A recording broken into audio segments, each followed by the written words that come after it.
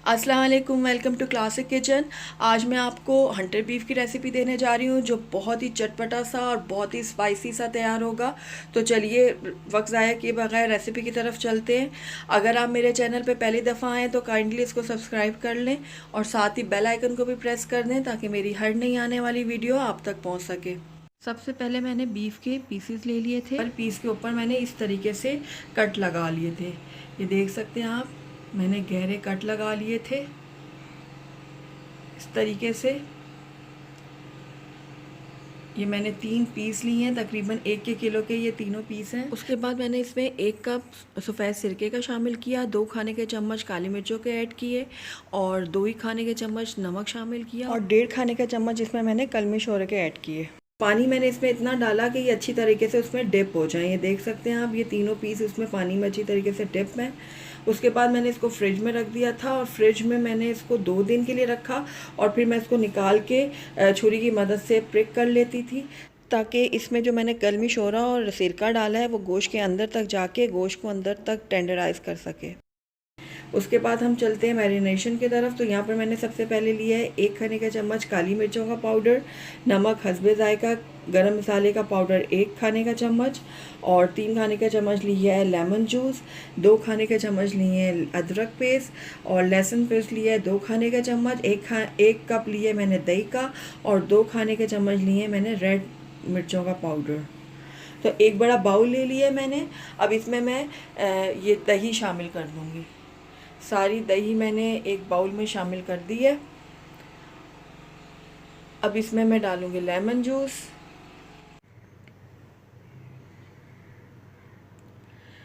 साथ ही इसमें जाएगा गरम मसाले का पाउडर,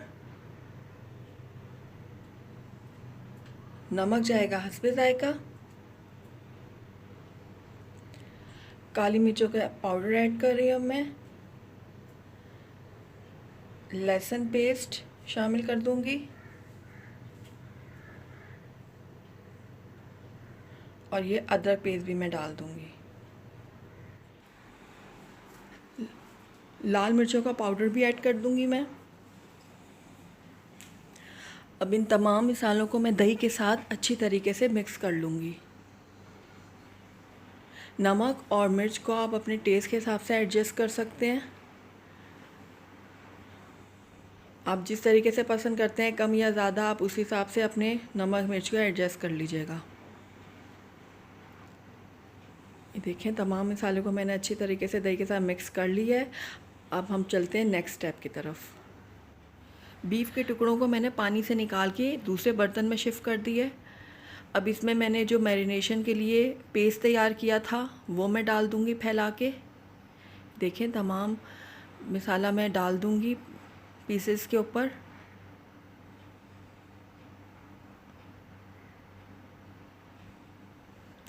अब टाइम आया है इसको मैरिनेट करने का। इसको बहुत ही अच्छे तरीके से मैरिनेट करना है।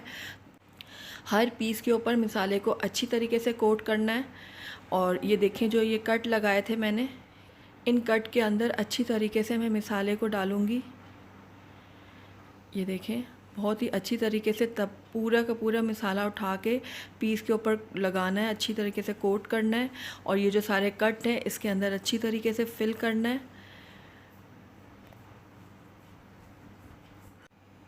ताकि पूरा मसाला अंदर तक जाए और जो बीफ है वो अंदर तक हमारा स्पाइसी और चटपटा बने। ये देखें, मैंने अच्छी तरीके से ऊपर सारा मसाला कोट कर दिया है। अब इसमें मैं वो पानी शामिल करूँगी जिस पानी में मैंने इन पीसेस को डिप करके रखा हुआ था 2 दिन से। पूरा वो पानी मैं इसमें शामिल कर दूँगी।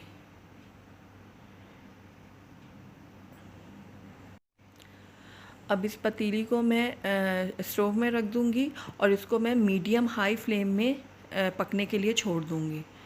इसको मैंने इतना पकाना है कि इसका पानी भी खुश्क हो जाए और जो गोश्त है वो भी अच्छी तरीके से अंदर से गल जाए। तो इस पानी में इंशाल्लाह हमारा गोश्त भी गल जाएगा और ये बहुत ही अच्छा सा तैयार हो जाएगा।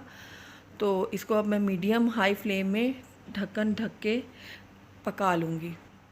ये देखिए, 10 मिनट हो चुके हैं इसको पकते हुए। आइए मैं इसको चेक कर लेती हूँ। ये देखें, पानी रिड्यूस होना शुरू हो गया है। अब मैं पीसीस को थोड़ा सा उलट पुलट कर दूँगी। थोड़ा सा चम्मच चला के इसको मैं दोबारा से ढक के पकने के लिए छोड़ दूँगी। ये देखिए ऑलमोस्ट इसको 45 मिनट हो गए हैं पकते हुए, और पानी भी देखें काफ़ी ड्राई हो चुका है। अब इसको मैं हाई फ्लेम में इसको मैं पका लूँगी, इसका पानी बिल्कुल खुश्क कर लूँगी, क्योंकि गोश्त भी बिल्कुल गल चुका है, बिल्कुल रेडी है गोश्त। और ये बाकी का पानी अब मैं हाई फ्लेम में अच्छी तरीके से इसको चम्मच चलाते हुए सुखा लूँगी। देखिए चम्मच चलाते हुए मैंने तमाम पानी ड्राई कर लिया है, अब ये बिल्कुल रेडी है। आइए अब मैं इसको आपको डिश आउट करके दिखाती हूँ। बहुत ही चटपटा और बहुत ही स्पाइसी सा हंटर बीफ बन के हमारा तैयार है। ये बहुत ही मज़ेदार बनता है। आप इसको फ्राई करके रोटी के साथ खाएं या फिर इसके बर्गर्स बनाएं, हर सूरत में ये बहुत ही मज़ेदार लगता है।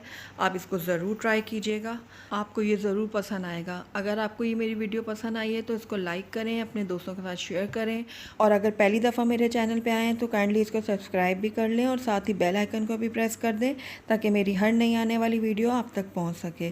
Thank you for watching. अल्लाह हाफिज़।